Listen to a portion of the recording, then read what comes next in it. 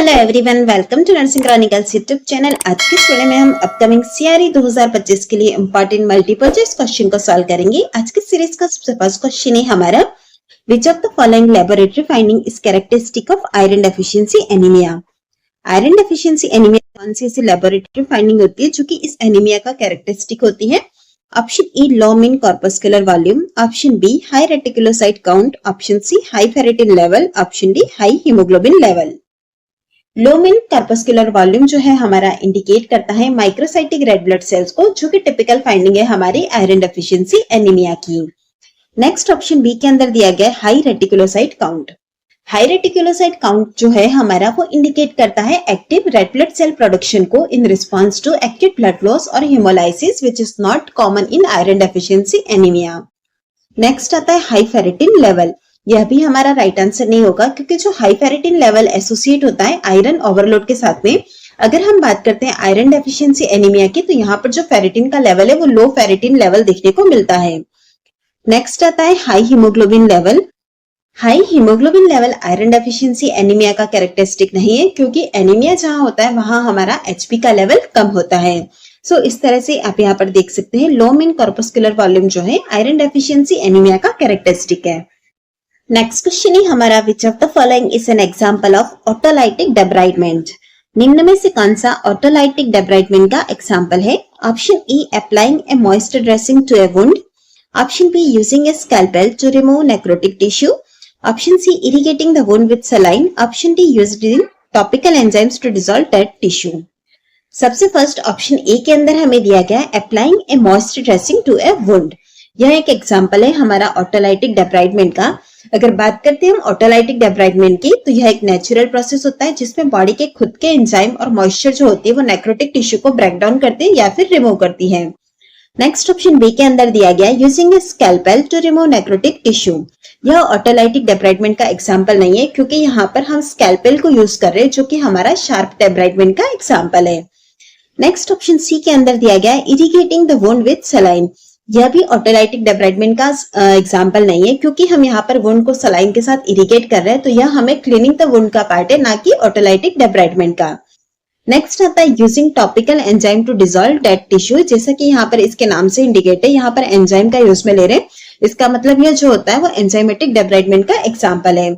जैसा कि आप देख रहे हैं, पूछा गया था ऑटोलाइटिक डेब्राइडमेंट, तो उसका हमारा राइट आंसर है applying a moisture dressing to a wound. Next question है हमारा, a patient on an antipsychotic medication reports feeling dizzy और lightheaded when standing up quickly, which side effect is most likely. एक patient है जो कि antipsychotic medication ले रहा है। यह पेशेंट जब भी क्विकली खड़ा होता है तो वहां पर हम रिपोर्ट करते हैं डिजीनेस या फिर लाइटहेडेड को। तो यहाँ कौन से साइड इफेक्ट के अंदर आता है? Option A, neuroleptic malignant syndrome. Option B, orthostatic hypotension. Option C, tardive dyskinesia. Option D, hyperglycaemia. सबसे फर्स्ट ऑप्शन ए के अंदर हमें दिया गया न्यूरोलेप्टिक मैलिग्नेंट सिंड्रोम। एनएमएस जो होता है उसके अंदर हमें देखने को मिलता है फीवर, मसल रिजिडिटी और अल्टर्ड मेंटल स्टेटस, ना कि डिजीनेस होती है और ना ही लाइटनेस होता है। सो ऑप्शन ए हमारा राइट आंसर नहीं होगा। वहीं बात करते हैं हम ऑर्थोस्टेटिक हाइपोटेंशन की, तो यह हमारा राइट आंसर है। यह एक कॉमन साइड इफेक्ट होता है एंटीसाइकोटिक का, पर्टिकुलरली एटिपिकल और लो पेटेंसी का। जिसे पर्सन खड़ा होता है ब्लड प्रेशर ड्रॉप होता है, जिसकी वजह से डिजीनेस या लाइटहेडेड जैसा फील होता है। नेक्स्ट आ रहा है टार्डिव डिस्काइनेसिया। यह भी हमारा राइट आंसर नहीं है। Tardive dyskinesia involves involuntary movement, not dizziness upon standing. Next option D के अंदर दिया गया हाइपरग्लाइसीमिया। हाइपरग्लाइसीमिया एक मेटाबॉलिक साइड इफेक्ट है। It does not cause dizziness upon standing. So इस तरह से आप देख सकते हैं यहाँ पर जिस तरह का हमें क्वेश्चन के अंदर कंडीशन दिया गया था, उस हिसाब से हमारा राइट आंसर है ऑप्शन बी, यानी कि ऑर्थोस्टेटिक हाइपोटेंशन। नेक्स्ट क्वेश्चन है हमारा, which of the following is a common type of debridement. निम्न में से कौन सा डेब्राइडमेंट का कॉमन टाइप है? Option A, mechanical debridement. Option B, radiation debridement. Option C, heat debridement. Option D, electrical debridement. Right answer रहेगा हमारा यहाँ पर ऑप्शन ए, मैकेनिकल डेब्राइडमेंट। अगर हम बात करते हैं मैकेनिकल डेब्राइडमेंट की, तो इसका मतलब होता है फिजिकली रिमूव करना डेड टिश्यूज को। यह क्लिनिकल प्रैक्टिस में मोस्ट कॉमनली यूज में लिया जाने वाला टाइप ऑफ डेब्राइडमेंट है। नेक्स्ट बात करते हैं हम ऑप्शन बी के अंदर दिया गया रेडिएशन डेब्राइडमेंट की। यह एक वुंड डेब्राइडमेंट का स्टैंडर्ड मेथड नहीं है. It is typically used in cancer treatment, not in wound care. Next आता है हमारा ऑप्शन सी, हीट डेब्राइडमेंट. हीट डेब्राइडमेंट का एग्जांपल है वार्म मॉइस्चर ड्रेसिंग. इसे कुछ ट्रीटमेंट के लिए यूज में लिया जाता है. नेक्स्ट है इलेक्ट्रिकल डेब्राइडमेंट. इलेक्ट्रिकल डेब्राइडमेंट कॉमनली यूज में नहीं लेते हैं. इलेक्ट्रिकल स्टिमुलेशन हीलिंग में हेल्प करता है, बट यह डायरेक्टली नेक्रोटिक टिश्यू को रिमूव नहीं करता है. सो इस तरह से आप यहाँ पर देख सकते हैं जो हमारा कॉमन टाइप है डेब्राइडमेंट का, वो है मैकेनिकल डेब्राइडमेंट. नेक्स्ट क्वेश्चन है हमारा, which of the following is the most likely cause of digitalis toxicity in a patient with renal impairment. अगर कोई पेशेंट है रीनल इम्पेयरमेंट वाला, तो वहां पर डिजिटलिस टॉक्सिसिटी जो होती है उसका मोस्ट कॉज कौन सा होगा? Option A, reduced metabolism of digitalis. Option B, increased renal excretion of digitalis. Option C, increased cardiac output. Option D, decreased potassium levels. Right answer रहेगा हमारे यहाँ पर option A, reduced metabolism of digitalis. क्योंकि हमें यहाँ पर जो condition दी गई है वो है रिनल इम्पेयरमेंट की. जब भी रिनल इम्पेयरमेंट होगा तो उस कंडीशन के अंदर क्या होता है, जो हमारा डिजिटलिस है वो एफिशिएंटली एक्सक्रीट नहीं हो पाता है, जिसकी वजह से यह बॉडी के अंदर एक्यूमुलेट हो जाता है, और बॉडी के अंदर एक्यूमुलेट हो रहा है तो टॉक्सिसिटी का रिस्क भी इंक्रीज होता है. नेक्स्ट ऑप्शन बी के अंदर दिया गया increased renal excretion of digitalis. जैसा कि आप यहाँ पर देख रहे हैं कि रिनल इम्पेयरमेंट है, यानी कि हमारा किडनी जो है वही इम्पेयर्ड है, तो यहाँ पर एक्सक्रीशन तो होगा नहीं. एक्सक्रीशन जो है वो इंक्रीज की जगह डिक्रीज होता है. नेक्स्ट दिया गया है हमें इंक्रीज कार्डियक आउटपुट, जो कि ऑप्शन सी के अंदर दिया गया. यह भी हमारा राइट आंसर नहीं होगा. डिजिटलिस टॉक्सिसिटी जो होती है वो कार्डियक आउटपुट को इंक्रीज नहीं करती है, बल्कि इसकी वजह से एरिथमिया और हार्ट रेट जो होते हैं वो रिड्यूस होते हैं. नेक्स्ट आप देख रहे हैं ऑप्शन डी के अंदर डिक्रीज्ड पोटेशियम लेवल. यह भी हमारा राइट आंसर नहीं होगा, क्योंकि हमें क्वेश्चन के अंदर स्पेसिफिकली मेंशन किया गया है renal impairment. Renal impairment mention किया है, यानी कि यहाँ पर जो अफेक्ट होगा मेनली वो है क्लियरेंस ऑफ द ड्रग, ना कि डायरेक्टली पोटेशियम आएगा. क्वेश्चन हमारा, which of the following arrhythmias is most commonly seen in digitalis toxicity. कौन सा ऐसा एरिथमिया है जो कि मोस्ट कॉमनली डिजिटलिस टॉक्सिसिटी के अंदर देखने को मिलता है? Option A, atrial fibrillation. Option B, ventricular tachycardia. Option C, paroxysmal supraventricular tachycardia. Option D, premature ventricular contractions. Atrial fibrillation जो कि ऑप्शन ए के अंदर दिया गया is not typically caused by digitalis toxicity, so यह हमारा राइट आंसर नहीं होगा. नेक्स्ट दिया गया ऑप्शन बी के अंदर ventricular tachycardia. Ventricular tachycardia is one of the most dangerous arrhythmias जो कि एसोसिएट करता है सीवियर डिजिटलिस टॉक्सिसिटी के साथ में. नेक्स्ट ऑप्शन सी के अंदर दिया गया पैरोक्सिस्मल सुप्रावेंट्रिकुलर टैकिकार्डिया. यह भी डिजिटलिस टॉक्सिसिटी में होता है, लेकिन यह लेस कॉमन है. ऑप्शन डी के अंदर दिया गया premature ventricular contraction. Premature ventricular contraction जो होते हैं वो डिजिटलिस टॉक्सिसिटी में होते हैं, लेकिन यह प्रीकर्सर है वेंट्रिकुलर टैकिकार्डिया के. सो इस तरह से आप देखेंगे कि मोस्ट कॉमनली जो हमें देखने को मिलता है एरिथमिया वो रहता है हमारा ऑप्शन बी, यानी कि वेंट्रिकुलर टैकिकार्डिया. नेक्स्ट क्वेश्चन है, which layer of the epidermis is primarily responsible for the skins pigmentation. निम्न में से कौन सी ऐसी लेयर ऑफ द एपिडर्मिस है जो कि प्राइमरली स्किन के पिगमेंटेशन के लिए रिस्पॉन्सिबल है? Option A, stratum basale. Option B, stratum corneum. Option C, stratum granulosum. Option D, stratum spinosum. Right answer रहेगा हमारा यहाँ पर option A, stratum basale. Stratum basale जो होती है उसके अंदर मिलेनोसाइट प्रेजेंट होती है, जो कि मिलेनिन को प्रोड्यूस करती है.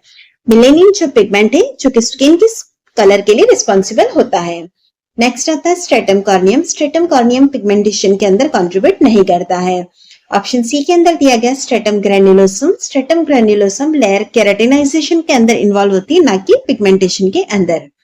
नेक्स्ट ऑप्शन डी के अंदर दिया गया है स्ट्रेटम स्पाइनोसम. अगर बात करते हैं हम स्ट्रेटम स्पाइनोसम की, तो यह भी जो है हमारा पिगमेंटेशन के अंदर मेजर रोल नहीं प्ले करता है.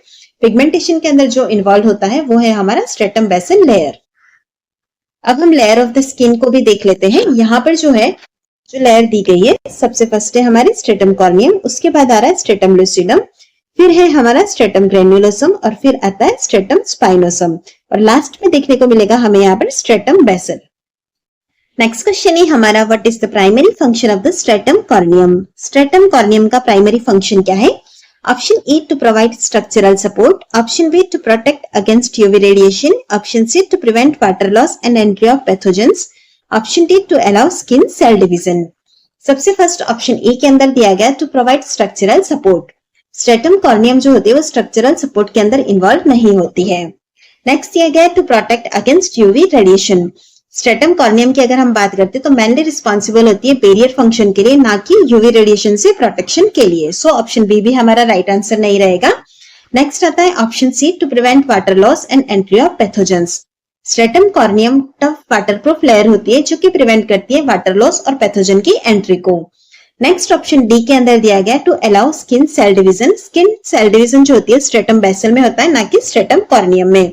सो इस तरह से आप देख सकते हैं हमारा स्ट्रेटम कॉर्नियम का जो प्राइमरी फंक्शन है वो है ऑप्शन की to prevent water loss and entry of pathogens. Next question है हमारा which of the following is true about eccrine sweat. Eccrine sweat के लिए हमारा कौन सा कथन सत्य है? Option A it is high in protein content, option B it contains fatty acid, option C it is primarily composed of water and salt, option D it has a thick oily consistency. सबसे first option A के अंदर हमें दिया गया it is high in protein content, जो कि बिल्कुल भी राइट नहीं है, क्योंकि यहाँ पर जो एक्रिन स्वेट होता है उसके अंदर मिनिमल प्रोटीन होता है, ना कि प्रोटीन का लेवल हाई होता है। नेक्स्ट ऑप्शन बी के अंदर दिया गया it contains fatty acid. Fatty acid जो होते हैं हमें एपोक्राइन स्वेट के अंदर प्रेजेंट देखने को मिलते हैं, ना कि एक्रिन स्वेट के अंदर। सो इस तरह से ऑप्शन बी भी राइट आंसर नहीं रहेगा। नेक्स्ट दिया गया है it is primarily composed of water and salt. Eccrine sweat जो होता है उसका मेनली जो कंपोजिशन होता है वाटर और कुछ अमाउंट में सॉल्ट होता है, जैसे कि sodium chloride et cetera. So option C हमारा राइट आंसर रहेगा। नेक्स्ट दिया गया ऑप्शन डी के अंदर इट हैज अ थिक और ऑयली कंसिस्टेंसी। यह भी हमारा राइट आंसर नहीं है, क्योंकि एक्रिन स्वेट जो होता है वो थिन होता है और उसकी कंसिस्टेंसी जो होती है वाटरी होती है। सो आप यहाँ पर देख सकते हैं हमें यहाँ पर पूछा था एक्रिन स्वेट के बारे में, तो वो रहेगा हमारा राइट आंसर ऑप्शन बी, यानी कि it is primarily composed of water and salt. Next question है हमारा a patient who has been taking antipsychotic medication for several months begins to show symptoms such as muscle stiffness, tremors and a shuffling gait, which side effect is most likely occurring। एक patient है जो कि antipsychotic medication ले रहा है काफी month से। अब यहाँ पर हमें सिम्टम देखने को मिल रहे हैं मसल स्टिफनेस, ट्रिमर और है शफलिंग वॉक। यह कौन से साइड इफेक्ट है जिसके साथ हमें यह देखने को मिलता है? Option A neuroleptic malignant syndrome, option B extra pyramidal side effect, option C serotonin syndrome, option D tardive dyskinesia. सबसे फर्स्ट हमें यहाँ पर दिया गया न्यूरोलेप्टिक मैलिग्नेंट सिंड्रोम। एनएमएस के अंदर क्या होता है? यह एक रेयर लेकिन सीरियस साइड इफेक्ट होता है एंटीसाइकोटिक मेडिकेशन का, जिसके अंदर हमें फीवर, मसल रिजिडिटी और इसी के साथ ही जो मेंटल स्टेटस होता है वो अल्टर्ड देखने को मिलता है। ऑटोनॉमिक डिसफंक्शन भी होता है। इस कंडीशन के अंदर जो हमें यहाँ पर दिया गया मसल स्टिफनेस और ट्रिमर वो नहीं होते, तो ऑप्शन ए हमारा यहाँ पर राइट आंसर नहीं होगा। नेक्स्ट हम बात करते हैं एक्स्ट्रा पायरामिडल साइड इफेक्ट की। एक्स्ट्रा पायरामिडल सिम्टम्स जो होते हैं वो कॉमन साइड इफेक्ट है एंटीसाइकोटिक का, जिसके सिम्टम्स में हमें देखने को मिलता है मसल ट्रिमर्स और ब्रेडिकाइनेसिया। नेक्स्ट ऑप्शन सी के अंदर हमें दिया गया सीरोटोनिन सिंड्रोम। सीरोटोनिन सिंड्रोम जो होता है वो सीरोटोनर्जिक ड्रग की वजह से होता है, ना कि एंटीसाइकोटिक की वजह से। ऑप्शन डी के अंदर दिया गया tardive dyskinesia. Tardive dyskinesia long term antipsychotic के यूज से होता है, लेकिन हमें क्वेश्चन में जो दिया गया है वो है मसल स्टिफनेस और ट्रिमर, तो यहाँ पर टार्डिव डिस्काइनेसिया की वजह से नहीं होता है। सो इस तरह से आप देख सकते हैं ऑप्शन बी यहाँ पर एक्स्ट्रा पायरामिडल साइड इफेक्ट हमारा राइट आंसर होगा।